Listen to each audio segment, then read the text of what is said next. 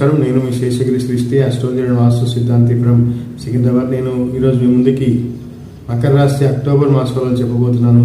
ఈ మకర రాశి వారికి ఈ మాసం కొంత నిరుత్సాహంగా ఉన్నప్పటికీ రాష్ట్రాధిపతి శని కొంత వక్రించి మళ్ళీ వీరికి ఏనాటి శని పరిస్థితులని ప్రభావాలని గుర్తు చేసే అవకాశాలు ఎక్కువగా ఉన్నాయి.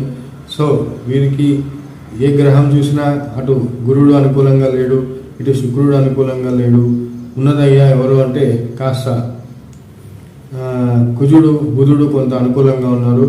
వీరికి ఉద్యోగ ప్రయత్నాలు చేసేవారికి ఉద్యోగాలలో కొంత మంచి ఉద్యోగం లభించే అవకాశాలు ఉన్నాయి.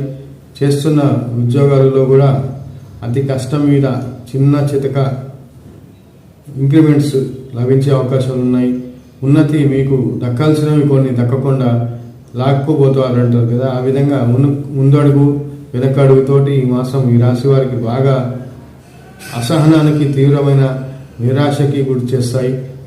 మీకు సడన్గా కొంత ఏదో ఒక కొన్ని అనుకొని చేజారిపోయే అవకాశాలు ఉన్నాయి. విలువైన వస్తువులు కావచ్చు, వ్యక్తులు కావచ్చు, విలువైన అవకాశాలు కావచ్చు, మంచి అవకాశాలు వచ్చినట్లే వచ్చి మిమ్మల్ని ఆశ నిరాశల మధ్య ఈ మాసం మీకు ఎక్కువగా గడిచిపోతుంది. ఏ పని కూడా అంత సులభంగా కాదు, పట్టుదలగా ప్రయత్నం చేస్తుంటేనే విజయం వరిస్తుంది. సో మీరు సహనాన్ని పట్టుదలని పెంచుకొని ఏ పనిలో కూడా కాలేదు అని నిరాశపడకండి.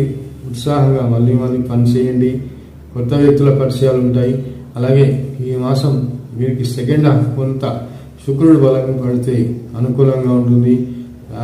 శుక్రుడు బలపడడం వల్ల కొంత భాగ్యం లభిస్తుంది. ఈ ఒక ఆర్థికమైన ఇబ్బంది ఉన్నప్పటికీ మొదటి సగభాగం రెండో సగభాగం ఈ ఆర్థిక సమస్యలు తీరే అవకాశాలు ఉంటాయి. నూతన వస్త్ర వాహనాలు కొనుగోలు చేస్తారు.